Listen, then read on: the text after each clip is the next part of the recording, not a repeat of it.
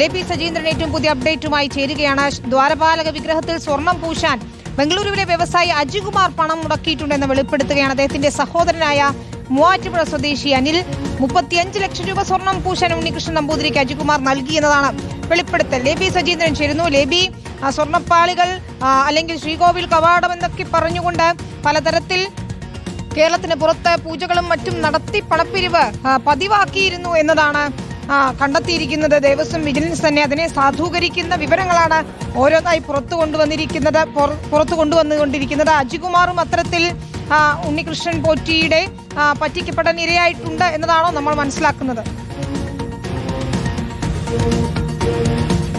വിനീത, തീർച്ചയായും അങ്ങനെ വേണം മനസ്സിലാക്കാൻ. നമ്മളിപ്പോൾ നിൽക്കുന്നത് മൂവാറ്റുപുഴ വാഴക്കുളത്തിനടുത്തുള്ള പിരളിമറ്റം എന്നുള്ള സ്ഥലത്താണ്. ഇവിടെ ഇപ്പോൾ ഒരു കാവാണുള്ളത്, സർപ്പക്കാവ്. ഈ കാവിൽ കൊണ്ടുവന്ന ഈ 2 ദ്വാരപാലക വിഗ്രഹങ്ങളുടെയും ഈ സ്വർണ്ണപ്പാളികൾ പൂജിച്ചിരുന്നു. അതിനായി 35 ലക്ഷം രൂപ അജികുമാർ ഉണ്ണികൃഷ്ണൻ പോറ്റിക്ക് നൽകി എന്നാണ് ഇപ്പോൾ അജികുമാറിന്റെ സഹോദരൻ അനിൽകുമാർ പറയുന്നത്. ഈ 35 ലക്ഷം രൂപ ഈ സ്വർണ്ണപ്പാളി നിർമ്മിക്കാനായി നൽകാൻ എന്തായിരുന്നു സാഹചര്യം ഉണ്ടായത്? അങ്ങനെ സഹോദരൻ പറഞ്ഞിട്ടില്ല. അദ്ദേഹത്തിന് ഇതിനു വേണ്ടി 35 ലക്ഷം രൂപ മുടക്കുണ്ടെന്നാണ് പറഞ്ഞത്. അതായത് 2 ദ്വാരപാലക വിഗ്രഹങ്ങളുടെ ഈ സ്വർണ്ണപ്പാളിക്കായിട്ട്. ഞാൻ ഇവനോട് ചോദിച്ചു, നിനക്ക് ഇതിനെല്ലാം കൂടെ എത്ര ലക്ഷം രൂപ മുടക്കുണ്ടെന്ന് ചോദിച്ചപ്പോൾ പറഞ്ഞു എനിക്കൊരു 35 ലക്ഷം രൂപയോളം മുടക്കുണ്ട്. അത് ആർക്ക് കൊടുത്തു, എന്ത് കൊടുത്തു എന്ന് ഞാൻ ചോദിച്ചില്ല. എവിടെ വെച്ച് അതിന്റെ ഇവിടെ കൊണ്ടുവന്നിട്ട് പൂജ നടത്തിയതൊക്കെ ഈ ഭാഗത്ത് വെച്ചിട്ട്? അപ്പൊ ഞങ്ങളിങ്ങനെ സംസാരിക്കുമല്ലോ, അന്നേരം ചോദിച്ചു, എടാ നിനക്ക് ഇതിന് എത്ര ലക്ഷം രൂപ മുടക്കുണ്ടെന്ന് ചോദിച്ചപ്പോൾ ഇത്ര ലക്ഷം രൂപ എനിക്ക് മുടക്കുണ്ടെന്ന് പറഞ്ഞു. അത് ആർക്ക് കൊടുത്തു എന്ന് എനിക്കറിയില്ല. ഇതെങ്ങനെയാ ഉണ്ണികൃഷ്ണൻ പോറ്റിയുമായി അജികുമാറിന് ബന്ധമുണ്ടാകുന്നത്? ഒന്നെങ്കിൽ പുള്ളി ബാംഗ്ലൂർ വെച്ചുള്ള അമ്പലമായിട്ടുള്ള ബന്ധത്തിലായിരിക്കും ബന്ധപ്പെട്ടത്, അല്ലെങ്കിൽ പുള്ളിയുടെ ഭാര്യ സഹോദരൻ വഴിയായിരിക്കും. ഭാര്യ സഹോദരൻ എന്ന് പറയുന്നതാണ് ഈ വാസുദേവൻ, ഇപ്പോൾ കുറ്റാരോപിതനായിരിക്കുന്ന വാസുദേവൻ. ഏകദേശം എൻ്റെ ബ്രദറിന്റെ എല്ലാ കാര്യങ്ങളും അറിയാം. 2015 തൊട്ടുള്ള എല്ലാ കാര്യങ്ങളും വാസുദേവൻ അറിയാം. അതായത് ഈ വാസുദേവനാണ് ഉണ്ണികൃഷ്ണൻ പോറ്റിയുമായി അജികുമാറിനെ അപ്പോൾ പരിചയപ്പെടുത്തിയിരിക്കുന്നത് എന്ന് ഞങ്ങൾക്കറിയില്ല. എന്ന് വെച്ചാൽ ഒന്നെങ്കിൽ അങ്ങനെയാകാം, അല്ലെങ്കിൽ ഇങ്ങനെയാകാം. ഒന്നെങ്കിൽ അജികുമാർ ആയിരിക്കും, അല്ലെങ്കിൽ വാസുദേവനായിരിക്കും. എന്നാലും ഇവർക്കിടയിൽ, അതായത് ഇപ്പോൾ ഈ വാസുദേവൻ സത്യത്തിൽ നിങ്ങളുടെ ബന്ധു തന്നെയാണ്? ബന്ധു തന്നെയാണ്. വാസുദേവൻ മുഖാന്തരമാണോ എൻ്റെ ബ്രദർക്ക് ഉണ്ണികൃഷ്ണൻ പോറ്റിയായിട്ട് പരിചയം വന്നത്, അതോ ബ്രദർ മുഖാന്തരമാണോ വാസുദേവൻ ഉണ്ണികൃഷ്ണൻ പോറ്റിയെ പരിചയം വന്നതെന്ന് എനിക്കറിയില്ല. അപ്പൊ ഈ ഒരു ശബരിമലയിലേക്കാണെങ്കിലും ഇത്തരത്തിൽ സ്വർണം പൂശുന്നതിനായി, സ്വർണ്ണപ്പാളിക്ക് വേണ്ടി പണം മുടക്കുന്നതിനായി ഇത്രയധികം രൂപ ചെലവാക്കിയപ്പോൾ അന്ന് അനിൽകുമാറിന് സംശയം തോന്നിയിരുന്നോ? എന്തെങ്കിലും തട്ടിപ്പുണ്ടോന്നോ, ഈ ഉണ്ണികൃഷ്ണൻ പോറ്റി പറ്റിക്കുകയായിരുന്നുവെന്നോ? അല്ല, അങ്ങനെയല്ല. പുള്ളി സാധാരണ ഇങ്ങനെ അമ്പലങ്ങൾക്കൊക്കെ പൈസ കണ്ടമാനം ചെലവാക്കണം. പുള്ളിക്കൊരു ഇങ്ങനെയുള്ളതിൽ പുള്ളി കണ്ടമാനം പൈസ മുടക്കുന്ന ഒരാളാണ്. പക്ഷേ പുള്ളി അങ്ങനെ അതുകൊണ്ട് ഞാൻ ജസ്റ്റ് ഒന്ന് ചോദിച്ചു, നിനക്ക് എത്ര ലക്ഷം രൂപ മുടക്കുണ്ടെന്ന് ചോദിച്ചപ്പോൾ എനിക്ക് 10 ലക്ഷം രൂപ മുടക്കുണ്ടെന്ന് പറഞ്ഞു. ഇവിടെ എന്നാണ് ഈ 2 ദ്വാരപാലക വിഗ്രഹങ്ങളുടെ ഈ സ്വർണ്ണപ്പാളി ഇവിടെ എത്തിച്ചതെന്നാണ്, പൂജ നടത്തിയതെന്നാണ്? 11-ാം തീയതി രാവിലെ ഇവിടെ കൊണ്ടുവന്നു.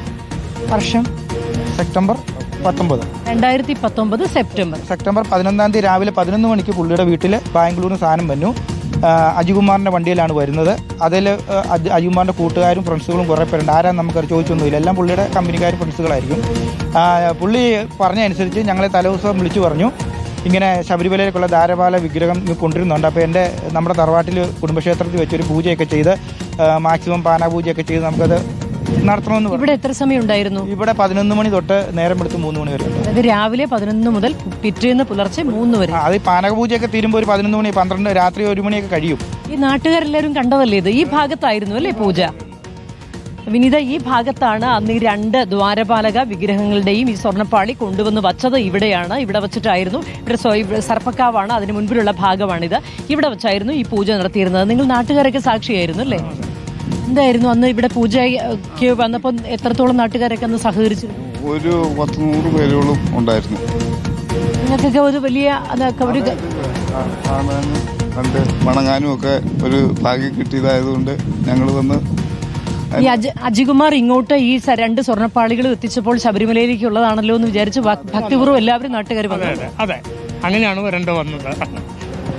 അങ്ങനെയായിരുന്നു. ഇതിന് തൊട്ടടുത്താണ് വിനീത അജികുമാറിന്റെ കുടുംബ വീട്. അവിടേക്കാണ് ആദ്യം ഈ 2 ദ്വാരപാലക വിഗ്രഹങ്ങളുടെയും 2 സ്വർണ്ണപ്പാളികളും ആദ്യം അവിടെ എത്തിക്കുന്നു.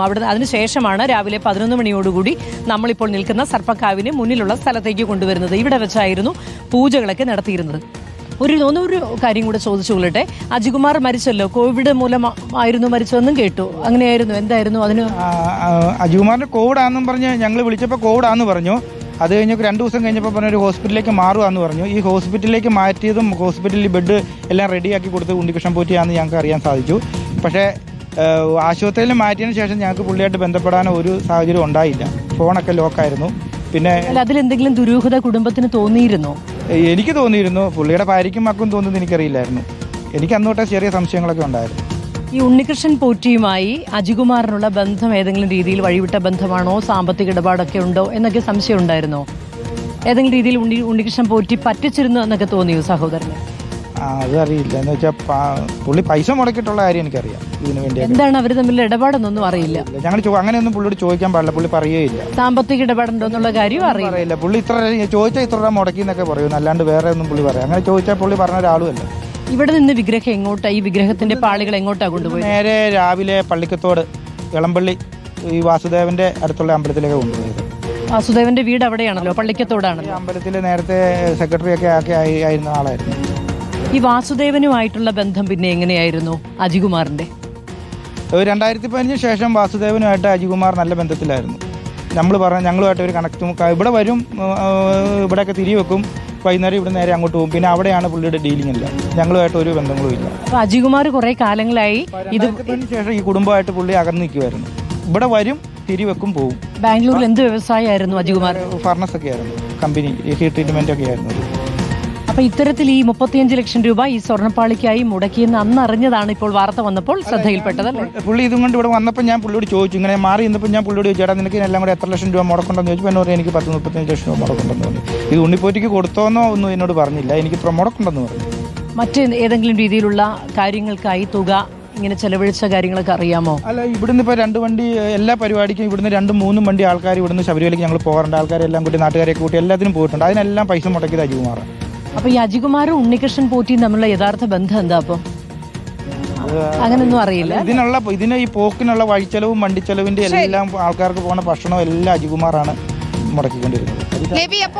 ഏതായാലും വിനീത, ഈ മാത്രമല്ല മൂവാറ്റുപുഴയിലും ഈ ശ്രീകോവിലിന്റെ വാതിൽ എന്ന പേരിൽ കട്ടിളപ്പാളികളുടെ പൂജ നടന്നു എന്നതാണ്. മാത്രമല്ല ബംഗളൂരുവിലെ വ്യവസായിയായിരുന്ന അജികുമാർ 35 ലക്ഷത്തോളം രൂപ ചെലവാക്കിയിട്ടുണ്ടെന്നതാണ് ഇപ്പോൾ സഹോദരൻ പറയുന്നത്. നാട്ടുകാരും കൃത്യമായി തന്നെ പറയുന്നു. മൂവാറ്റുപുഴയിൽ നിന്ന് പൂജയ്ക്ക് ശേഷം ഉണ്ണികൃഷ്ണൻ പോറ്റിയുടെ സഹായിയായ വാസുദേവന്റെ വീട്ടിലേക്കാണ് ഈ കട്ടിളപ്പാളികൾ കൊണ്ടുപോയതെന്നാണ്. അപ്പോൾ ചെന്നൈയിൽ മാത്രമല്ല, കോട്ടയത്ത് മാത്രമല്ല, മൂവാറ്റുപുഴയിലും ഈ കട്ടിളപ്പാളികളുടെ പൂജ നടന്നു. കേരളം മുഴുവൻ ഇത് അദ്ദേഹം ചെയ്തിട്ടുണ്ടോ എന്നത് കൂടിയാണ് അറിയേണ്ടത്. ശബരിമലയിലേക്കുള്ള യാത്രക്കിടെ പലയിടത്തും ഇത്തരത്തിൽ പൂജ നടത്തിയിട്ടുണ്ടെന്നതാണ് ഏറ്റവും ഒടുവിൽ നമുക്ക് ലഭിക്കുന്ന വിവരം.